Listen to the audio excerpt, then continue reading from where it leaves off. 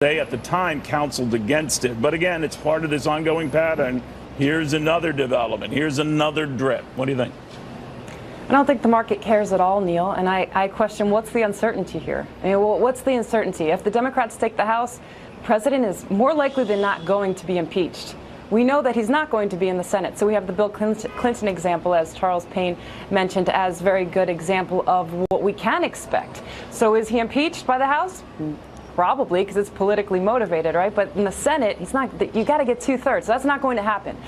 So and by the way, what like you expect? said, it did not happen with Bill Clinton. Started in the House, they couldn't finish it in the Senate. End of story. But it was a poll for a brief time there. Do you expect that it could be here?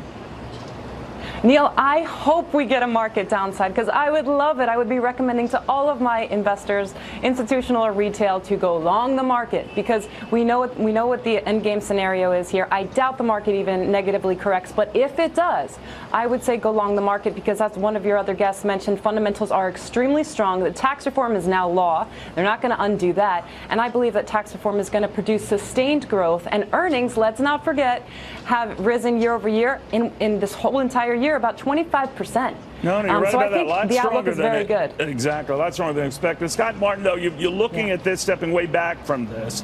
The president was saying, look, be aware of what could happen. Be aware of what's at risk. And that was a signal as well, wasn't it, to voters, hey, you want to keep me in here? You want to keep this party going? What do you think?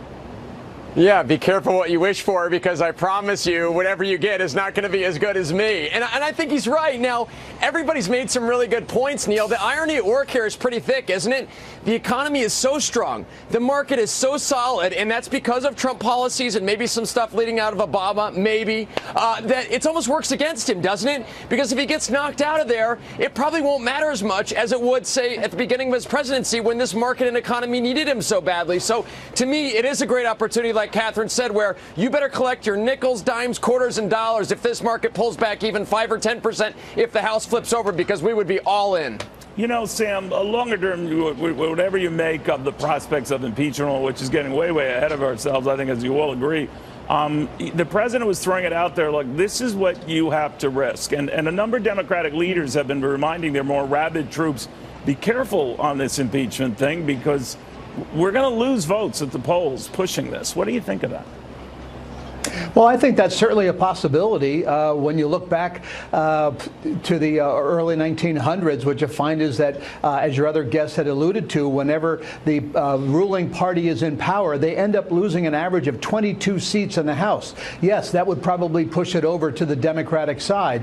And not even in if this we case, did 22 end up seats in the House would just barely give it Republican, and maybe that's all the president wants, just keep it Republican, and this is all a moot point. Exactly. But also the thought is, let's say the unthinkable occurs and we do end up getting conviction along with impeachment.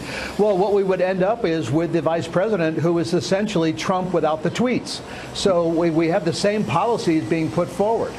Trump without the tweets is pretty good. All right, John, sounds so boring. Do you invest on any of this craziness? I mean, you're looking at hypotheticals, and I agree with Catherine.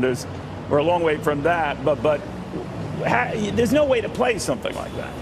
No, there's not. And the market can't figure it out either. So I think the market is just pretty much ignoring it. Look, the market was flat pretty much from November 2014 to November 2016. The one thing that changed was President Trump was elected and the perception, at least, of a business-friendly administration. So the trade for Trump was a positive one. But as far as trading on the certain moves and the capriciousness of Mr. Trump's Twitter line, I think is almost impossible. Now, trading on something like Amazon, where he went after Amazon, I did buy some Amazon when the stock went down because I thought this would blow over. Sure enough, it did. I think there's a little bit of a trade in that, but I would not recommend trading on the unpredictability of President Trump's Twitter timeline. All right, Catherine, would you be trading on just the trade fears? In other words, the trade war fears, more than this? In fact, I have. Okay. Neil, when I was last on your program, I said I don't believe the trade war. You know, it's a big brouhaha and really all for nothing. I think it's a negotiating tactic, and I actively and recommended my clients to invest.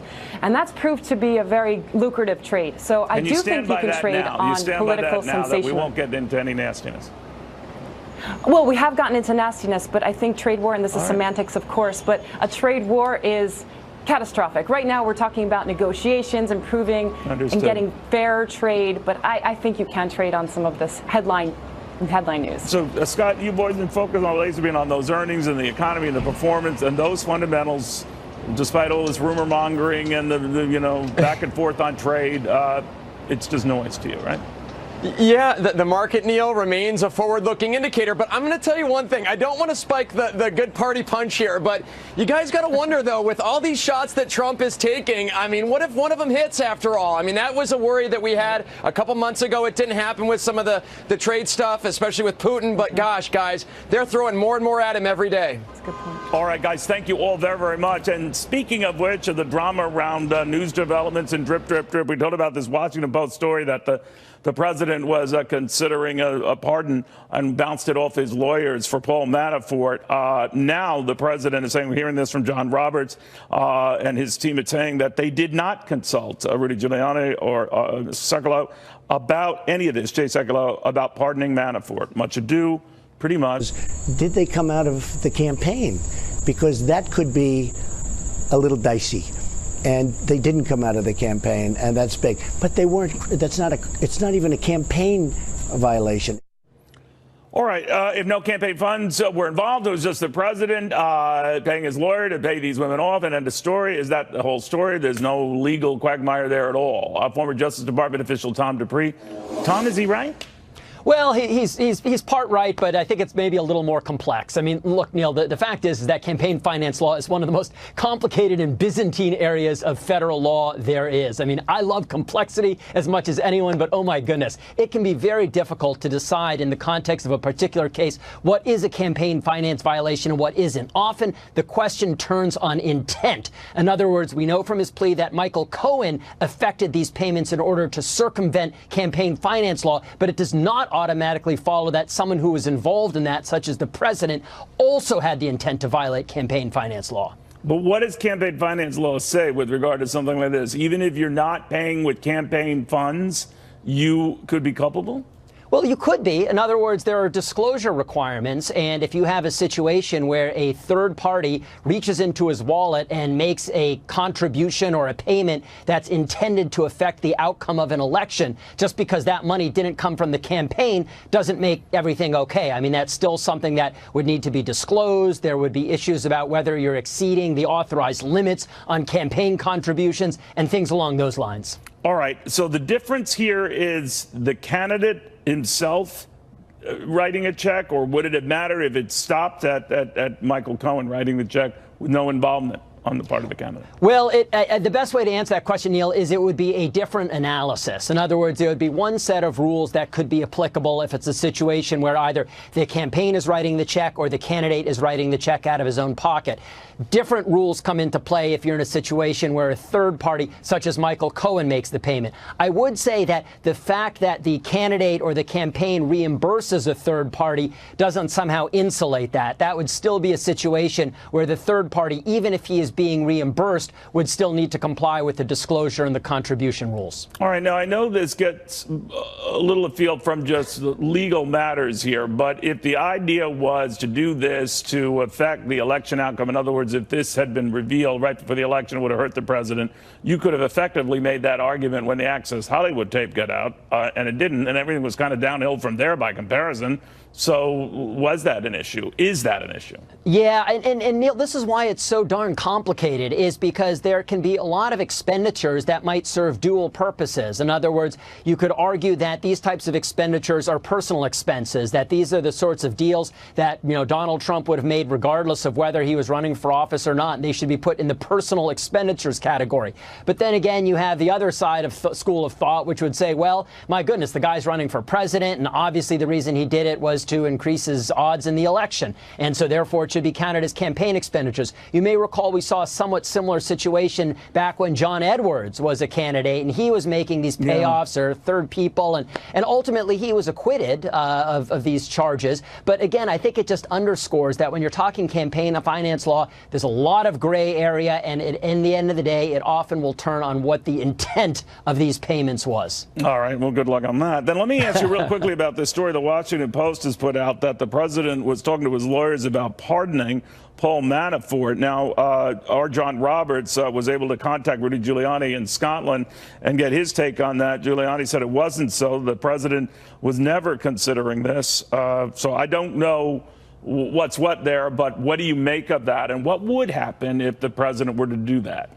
Yeah, it is tough to know what to make of it. And look, the fact is the president has been signaling very publicly that he thinks what happened to Paul Manafort was fundamentally unfair. This is a president who has not hesitated to exercise his pardon power. So I think the possibility of a pardon at some point is certainly on the table. It also might explain why Paul Manafort, of all the people who have been caught up in this investigation, was willing to go to trial, to roll the dice. It's possible he thought there might be a pardon at the end of the road waiting for him. I think that the president was getting good legal advice to the extent his advisors were saying, look, if you're even considering the possibility of a pardon, let the investigation run its course and then decide who you want to pardon, as opposed to doing it right now or doing so preemptively.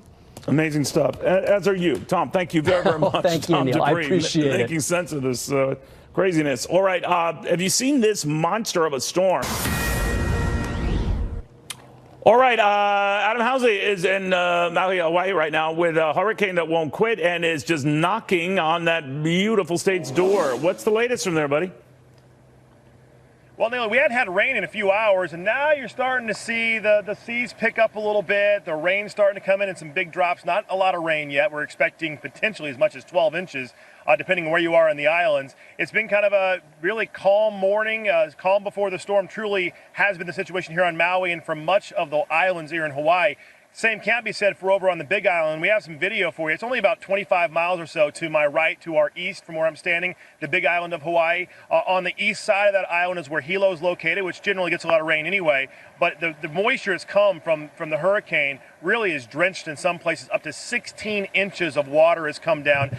Conversely, on the other side of the island, on the other side of the volcanoes, it's pretty dry over there. They've only had about a quarter inch. So the rest of the islands are expecting to get a lot of rain here at some point. The preparations have been ongoing here for a couple of days. People have not taken this lightly. That's important. We were here yesterday morning and saw people preparing then, and they continue to prepare as they wait for the rain to come. And when you talk to officials here, whether the mayors or whether the governor, they all tell you, don't take this storm lightly. We haven't really faced hurricane of this magnitude in as far as history as I can remember. It's going to be a new experience for everybody if it maintains its current strength.